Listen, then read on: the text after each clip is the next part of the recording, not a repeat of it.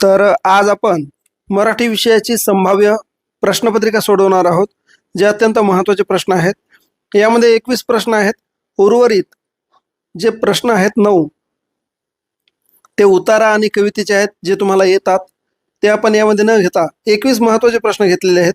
त्यामधील पहिला प्रश्न आहे, वाक्यातील क्रियापदाच्या रूपावरून नुसताच काळाचा बोध होत असेल तर त्यास रिकामी जागा वाक्य म्हणतात। म्हणजे याचा अर्थ असा आहे की क्रियापदाच्या रूपावरून आज्ञा, उपदेश, विनंती, कर्तव्य किंवा संकेत यापैकी कशाचाही बोध न होता केवळ काळाचा जर बोध होत असेल तेव्हा त्यास स्वार्थी वाक्य असे म्हणतात।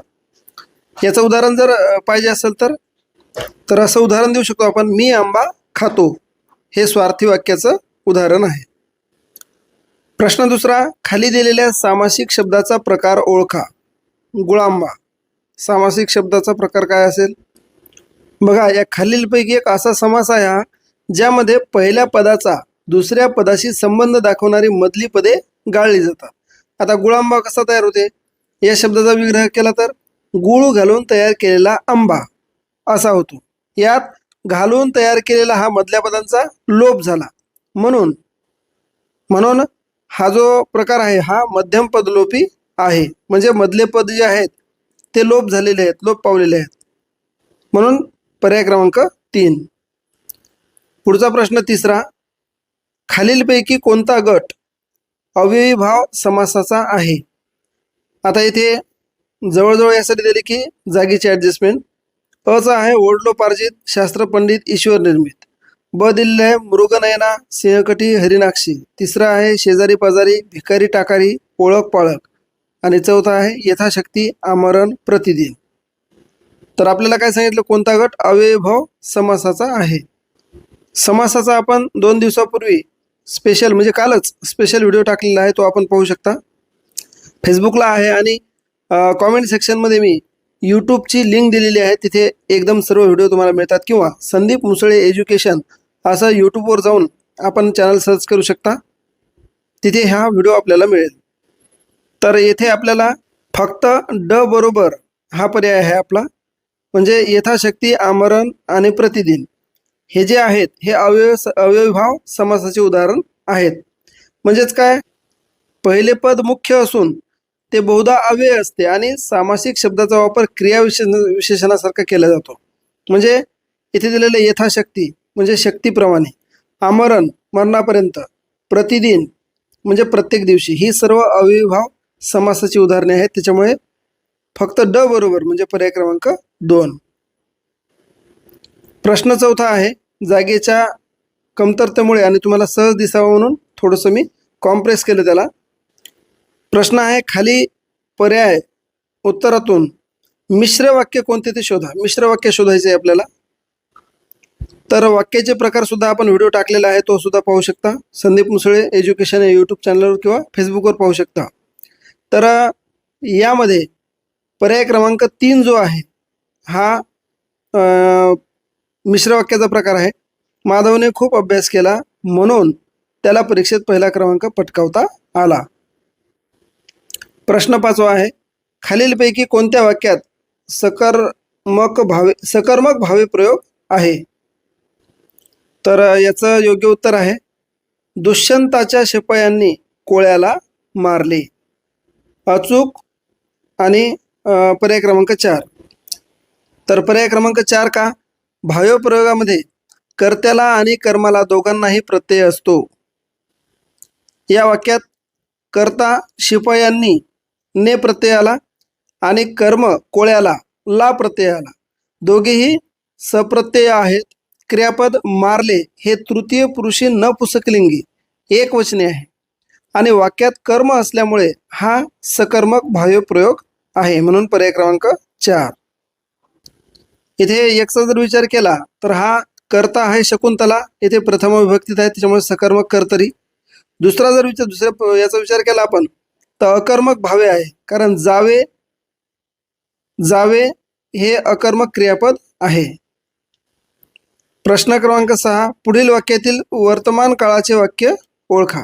वर्तमान काळाचे वाक्य ओळखायचे, तर याचं योग्य उत्तर आहे पर्याय क्रमांक 1, सूर्य पूर्वेस उगवतो। याच्यामध्ये उगवतो हे क्रियापद वर्तमान काळी रूप आहे आणि त्रिकालबाधित सत्य किंवा वैश्विक नियम जे कधी बदलत नाही ते नेहमी साध्या वर्तमान काळात व्यक्त केले जातात, म्हणून पर्याय क्रमांक 1.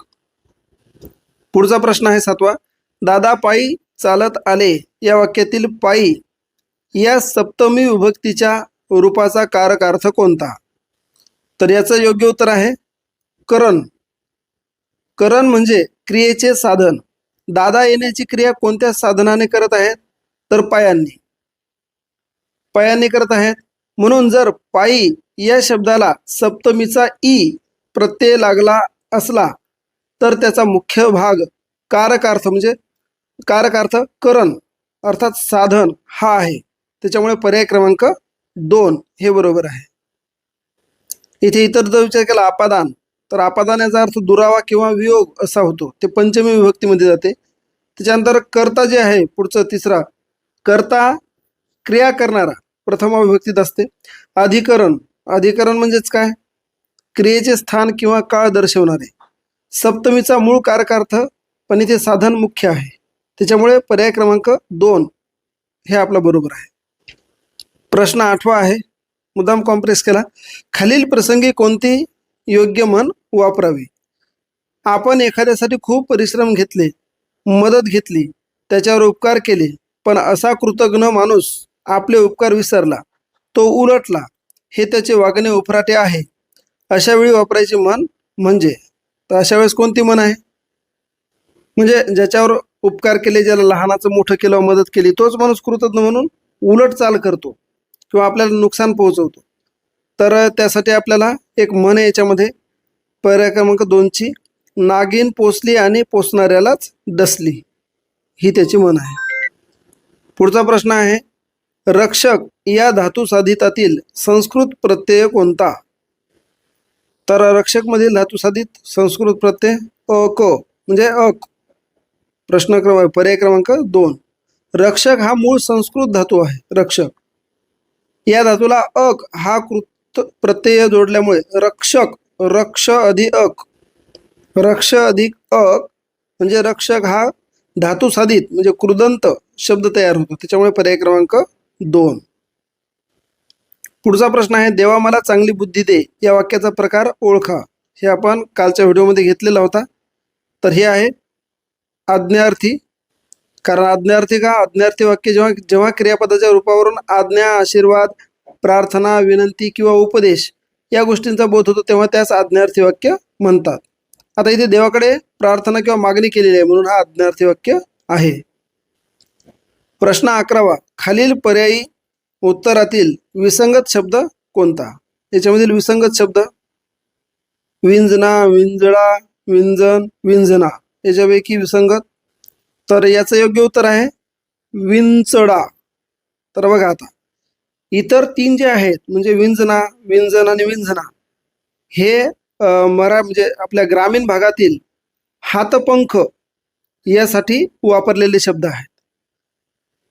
अर्थात ते जुन्या ग्रामीण बोलीमध्ये आहेत. आणि विंजडा म्हणजे पर्याय क्रमांक 2 जे आहे हा शब्द विंचू या प्राण्याशी संबंधित किंवा वेगळ्या अर्थाचे असल्याने तो विसंगत आणि वेगळा आहे. प्रश्न 12वा, खालीलपैकी व्यंजन गटातील अनुनासिकांचा योग्य गट ओळखा. अनुनासिकांचा. तर पर्याय क्रमांक 2 हा जो गट आहे मराठी वर्णमालेतील क, च, ट, त, प या 5 स्पर्श व्यंजन गटातील शेवटचे 5 वर्ण अनुनासिक आहेत ते आपल्याला इथे दिलेले असल्यामुळे पर्याय क्रमांक 2. आता पर्याय क्रमांक 1 मध्ये स हा उष्मे आलेला असल्यामुळे हे पण नाही. त्याच्यानंतर पर्याय क्रमांक 3 मध्ये रू आलेला आहे, हा स्वर आला आहे. त्याच्यानंतर पर्याय क्रमांक 4 मध्ये सुद्धा आपल्याला सर्व अनुनासिके दिसत नाहीत. त्याच्यामुळे पर्याय क्रमांक 2. प्रश्न 13वा, इथे कॉम्प्लेक्स केले दोन्ही प्रश्न मुद्दामच. खालीलपैकी मराठी साहित्यातील आत्मचरित्रासंबंधीची कोणती जोडी चुकीची आहे? मराठी साहित्यातील चुकीची जोडी बघा. पहिला आहे विठ्ठल कामत, इटली, ऑर्किड आणि मी. दुसरं नरेंद्र जाधव, आमचा बाप आणि आम्ही. तिसरं APJ अब्दुल कलाम, कलाम म्हणजे अग्निपंख.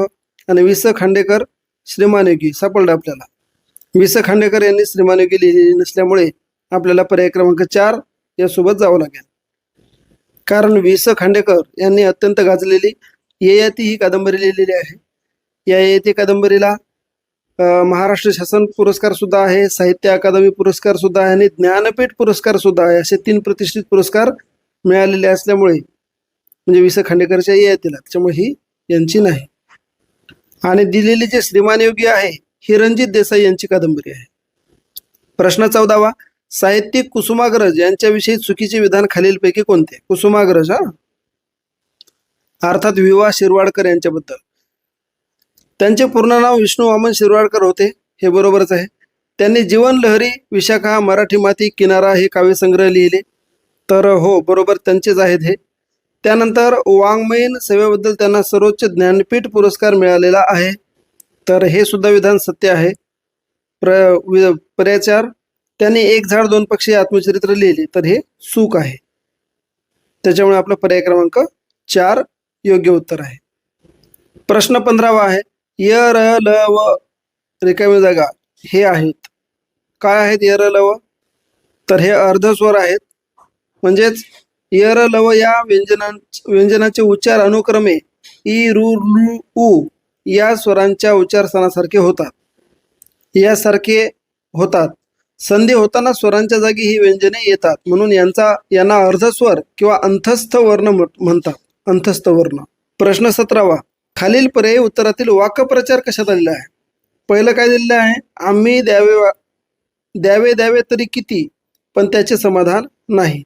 दुसरा आहे जाईन जाईन म्हणतो पण जावत नाही. तिसरा आहे शेवटी वसंताने आपल्या मुलास रघुनाथांच्या पदरात घातले. आणि चौथा आहे कोणी कोणी असे सांगतात. तर पर्याय क्रमांक 3 मध्ये काय आलेलं आहे? पदरात घातले. म्हणजे पदरात घालणे हे काय? एक वाक्प्रचार आहे, त्यामुळे पर्याय क्रमांक 3. प्रश्न 18वा, सूर्य या शब्दाचा समानार्थी शब्द कोणता आहे? सूर्य. तर सूर्य म्हणजेच सविता, कारण सविता हा सूर्य शब्दाचा संस्कृत मराठीतील मुख्य समानार्थी शब्द आहे. सूर्याचे इतर शब्द जसं मित्र, रवी, भास्कर, भानू, दिनकर. आता इतर आपण पाहू. सलील म्हणजे काय? तर सलील म्हणजे पाणी. सुधाकर म्हणजे चंद्र. आणि तारापती याचा अर्थ सुद्धा काय होते? चंद्रच होते. प्रश्न 19वा, उरलेला रस्सा, उकडलेली अंडी, पुलाव, टोमॅटो खाऊन रस्ता तृप्त झाला. कोण तृप्त झाला? रस्ता. मग अलंकार कोणता याच्यामध्ये? कालच्या व्हिडिओमध्ये आपण पाहिलं होतं. तर जेव्हा निसर्गातील निर्जीव किंवा अचेतन वस्तू मानवाप्रमाणे सचेतन होऊन कृती करतात किंवा त्यांच्यावर मानवी भावनांचे आरोपण केले जाते, तेव्हा कोणता अलंकार होतो? तर तेव्हा होतो चेतना गुणोक्ती अलंकार. म्हणजे ज्या निर्जीव वस्तू आहेत त्या माणसासारख्या वागायला लागल्या किंवा आपण तसं वर्णन केलेलं असेल तर चेतना गुणोक्ती. प्रश्न 20वा, अव्यय साधित विशेषणे उदाहरण कोणते? विशेषणाचे उदाहरण कोणते? अव्यय साधित. तर इथे पर्याय क्रमांक 1 येणार. कारण मागे याच्यामध्ये काय? मागीलदार आहे ना. मागे हे मूळचे स्थलवाचक अव्यय आहे. या अव्ययाला प्रत्यय लावून किंवा लागून मागील हे विशेषण तयार झालेले आहे. हे विशेषण शब्द तयार झाला जो दार या नामाबद्दल विशेष माहिती सांगतो, म्हणून हे अव्यय साधित विशेषण आहे. आणि प्रश्न 21वा आहे, पुढीलपैकी कोणता शब्द लेखन नियमानुसार अचूक मानण्यात येतो? लेखन नियमानुसार येथे 4 शब्द आहेत. चौथा शब्द श्रमिक आहे. आणि मित्रांनो, आपण खूप छान रिस्पॉन्स देत आहात. याचं उत्तर सुद्धा आपण कॉमेंट सेक्शनमध्ये कॉमेंट करून नक्की द्याल ही अपेक्षा करतो. आपण यूट्यूबला पाहत असाल तर सबस्क्राईब करा, व्हिडिओला लाईक करा, इतरांना शेअर करा. त्याचबरोबर फेसबुकला पाहत असाल तर पेजला फॉलो करा, व्हिडिओ सेव्ह करा आणि व्हिडिओला लाईक करा, इतरांपर्यंत शेअर करा. लवकरच नवीन व्हिडिओमध्ये आपण संध्याकाळी पुन्हा भेटूया. तोपर्यंत जय हिंद, जय महाराष्ट्र.